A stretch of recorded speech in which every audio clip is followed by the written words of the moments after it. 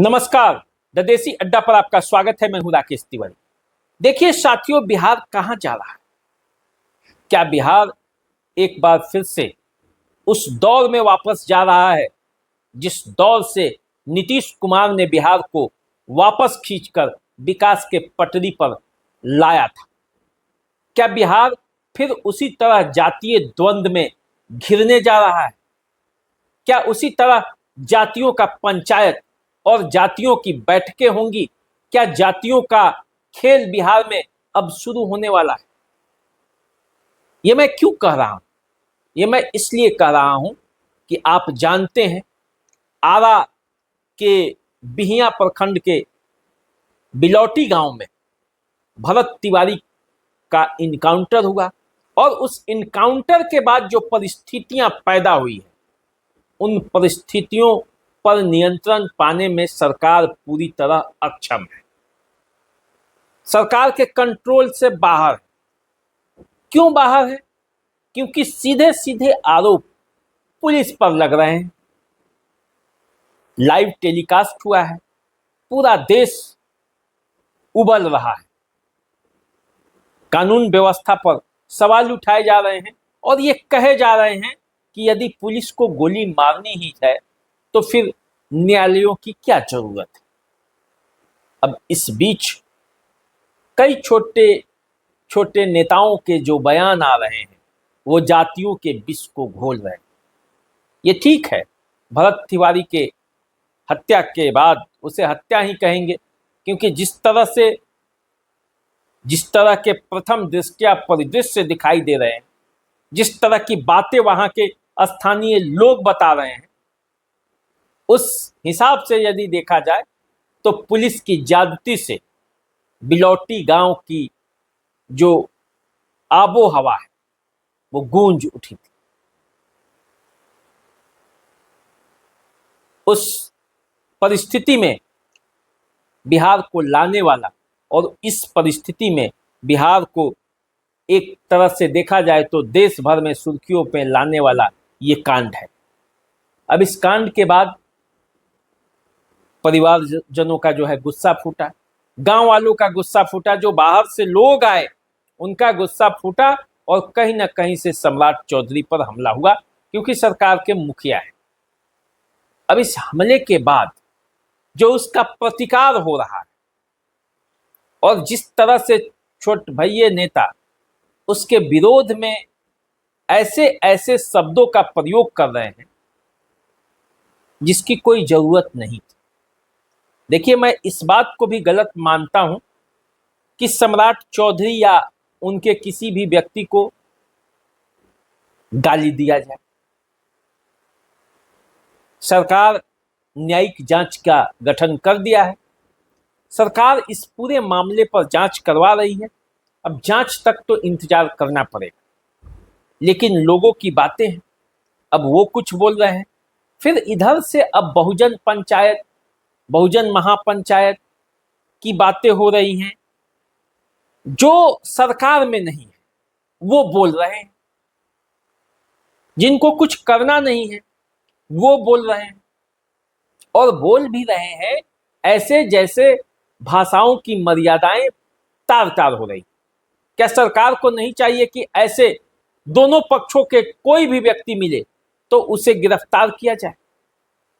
Out of control इस मामले को यदि आप छोड़ देते हैं तो फिर क्या हाल रहेगा? बिहार में कानून व्यवस्था की क्या स्थिति बनेगी? सम्राट चौधरी कहते हैं अपराधियों को बिहार छोड़कर जाना ही होगा, और जैसे ही कहते हैं वैसे कोई ना कोई घटना घट जाती है। सम्राट चौधरी के अपने लोग जो उनके इर्द गिर्द हैं, जो उनके शुभचिंतक हैं, वो ऐसी ऐसी भाषा का प्रयोग कर रहे हैं जिसका नुकसान सम्राट चौधरी को ही होगा। इस बात को मानना चाहिए कि सम्राट चौधरी सिर्फ कुशवाहा के नेता नहीं हैं। सम्राट चौधरी बीजेपी के नेता हैं, उस दल के नेता हैं जिसका हर वर्ग, हर समाज, हर जाति में वोट है, हर जाति में पकड़ है। बिलौटी में जिसकी हत्या हुई है वो लोग भी बीजेपी के सपोर्टर थे, और जो उस हत्या का विरोध कर रहे हैं वो भी बीजेपी के सपोर्टर हैं, और जो लोग उस हत्या का समर्थन कर रहे हैं, उस एनकाउंटर का समर्थन कर रहे हैं, वो लोग भी बीजेपी के सपोर्टर हैं। तो यदि मतभेद होगा तो उसका सीधा सीधा नुकसान किसे होगा? सम्राट चौधरी को होगा। जो लोग इस बात को नहीं समझते हैं या समझते हुए भी हमला बोल रहे हैं, वो सम्राट को नुकसान पहुंचा रहे हैं। इस बात को समझना होगा। बीजेपी के नेता कहे जाने वाले नागमणि जिस तरह से बयान दे रहे हैं, क्या वो सम्राट चौधरी को लाभ पहुंचा रहे हैं? क्या उससे सम्राट चौधरी को लाभ मिलने वाला है? अगर लाभ मिलता तो फिर भगवान सिंह कुशवाहा सामने आकर लाइव नहीं आते और अपने ही नेताओं को सजग नहीं करते। भगवान सिंह कुशवाहा इस बात को समझ चुके हैं कि इसका नुकसान क्या होने वाला है, इसलिए उन्होंने दोनों तरफ से संयम बरतने का अनुरोध किया है। अब देखिए, घटना हुई, कहां थे सब लोग जब भरत तिवारी इस मामले को उजागर कर रहे थे? भरत तिवारी इस मामले पर बोल रहे थे। आखिर भरत तिवारी को हथियार उठाने पर मजबूर कौन किया?